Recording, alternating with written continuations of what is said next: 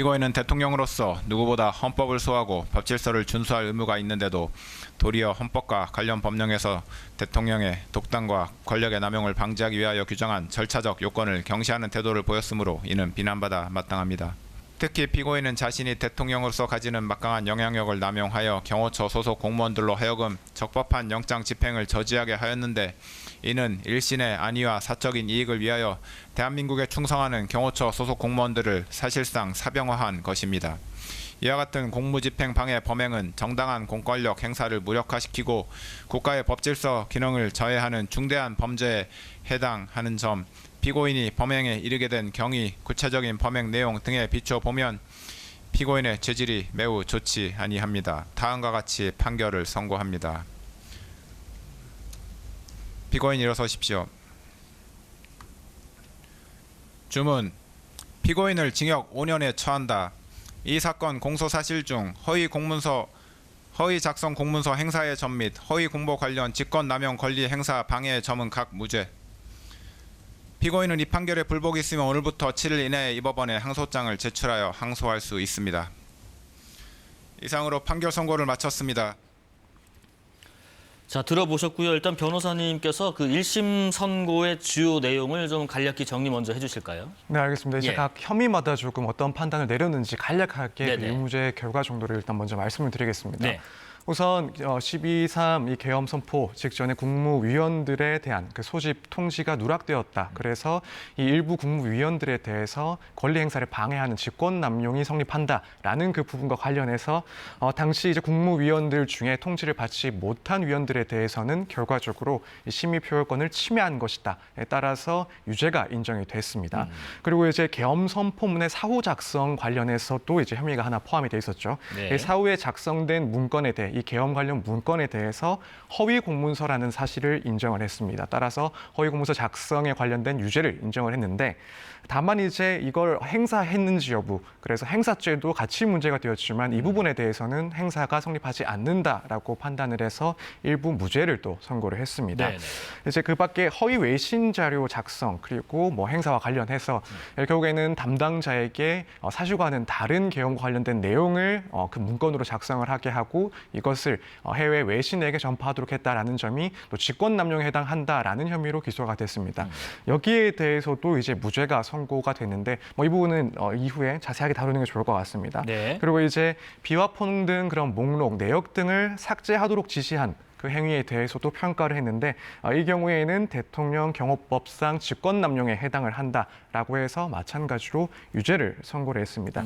그리고 이제 가장 중요한 쟁점이었죠. 이 당시 체포영장을 집행하는 이 공수처 그리고 경찰력을 방해했다. 따라서 특수공무집행 방해 혐의가 이제 문제가 됐었습니다.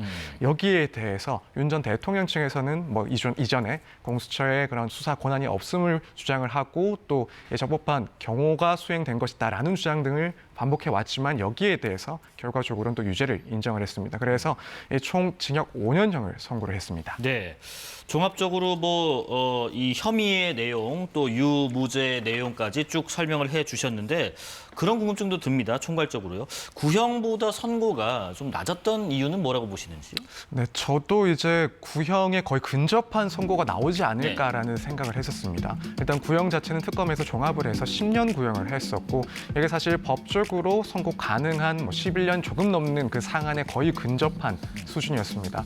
이제 통상적인 사건과 비교를 한다면 검찰 측에서 구형한 내용보다는 절반에서 혹은 3분의 2 정도까지를 선고하는 것이 일반적이긴 한데 다만 저도 개인적으로는 이 사안의 특성상 특히 이제 특수공무집행 방해 혐의를 봤을 때는 이 대통령이라는 공무원의 대표가 이 공무원들의 직무를 수행하는 사실 기존에는 상상하기도 힘들 만큼 그런 심각한 사안에 해당을 한다라고 판단했기 때문에 그렇다면 다른 혐의가 대부분 인정이 된다 했을 때 거의 10년에 근접한 결과가 나오지 않았을까라는 생각을 했는데 말씀하신 것처럼 이제 구형의 절반 정도에 그친 5년형을 선고를 했습니다. 일단 양형 이유를 쭉 살펴보면은 결국에는 이 대통령으로서 헌법을 수호하고 또 법질서를 준수해야 될 그런 의무를 상당히 강조를 했는데 사실 그런 양형 이유와 비교했을 때는 이 결과값이 조금은 낮은 거 아닌가 이런 생각도 듭니다.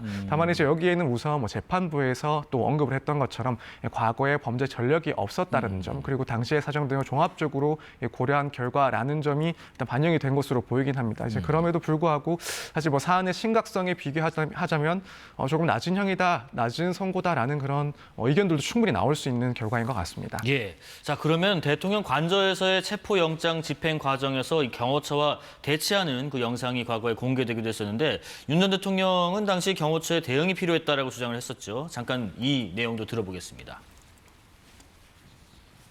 사람들이 12월 초부터 시작해서 뭐 탄핵을 반대하고 지지하는 사람, 반대로 뭐 이런 사람들이 뭐 어마어마하게 몰려와갖고 뭐 트랙터 끌고 막 지방에서 올라온 사람들, 굉장히 위협적인 상황들이 많이 벌어졌기 때문에 이런 거는 뭐가 영장 집행을 막기 위한 건지, 뭐가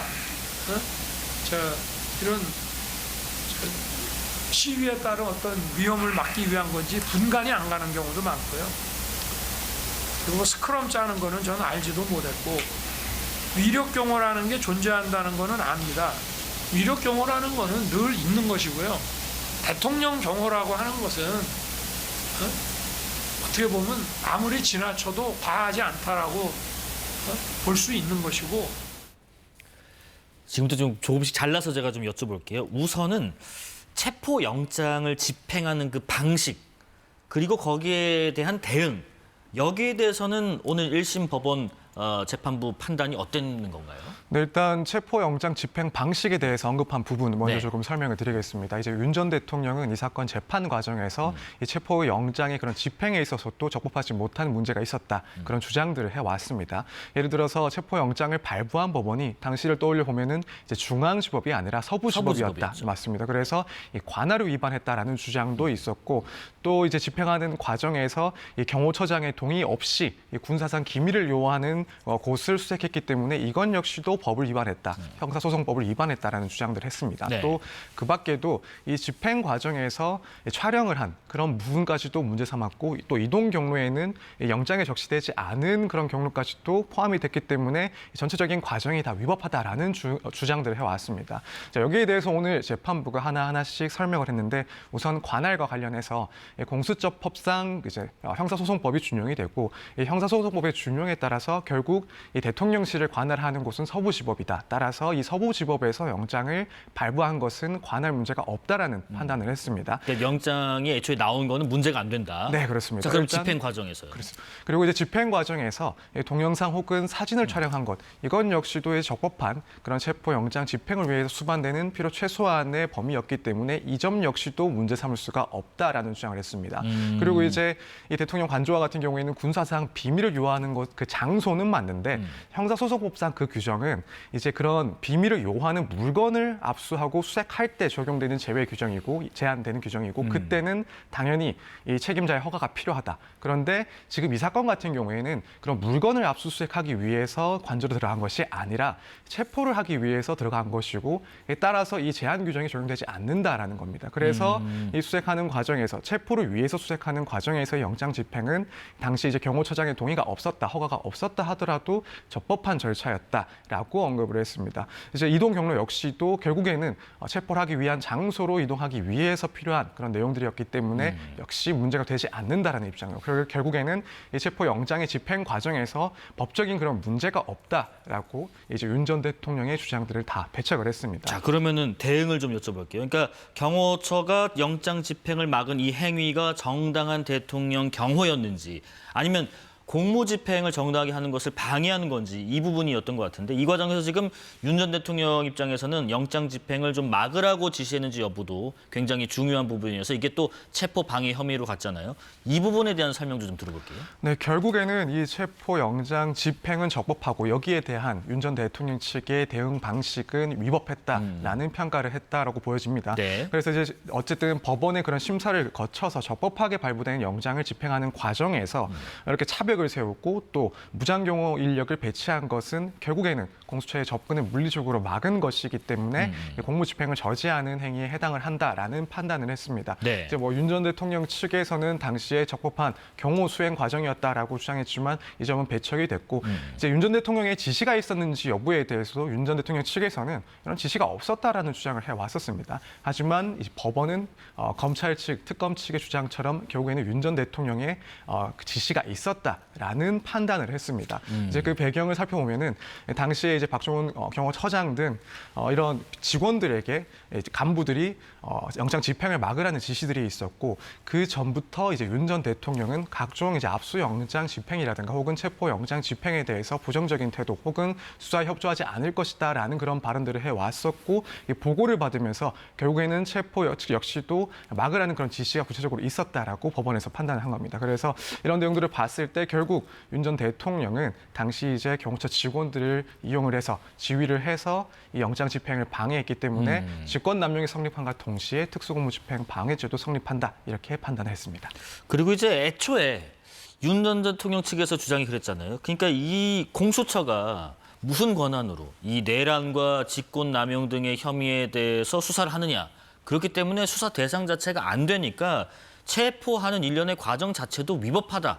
이런 주장에 대해서는 오늘 재판부가 다르게 해석한 것 같아요. 어떻게 해석했나요? 네, 일단 윤 전 대통령의 주장을 모두 배척을 하고 네. 결국에는 공수처에 적법한 수사 권한이 있다라고 판단을 했습니다.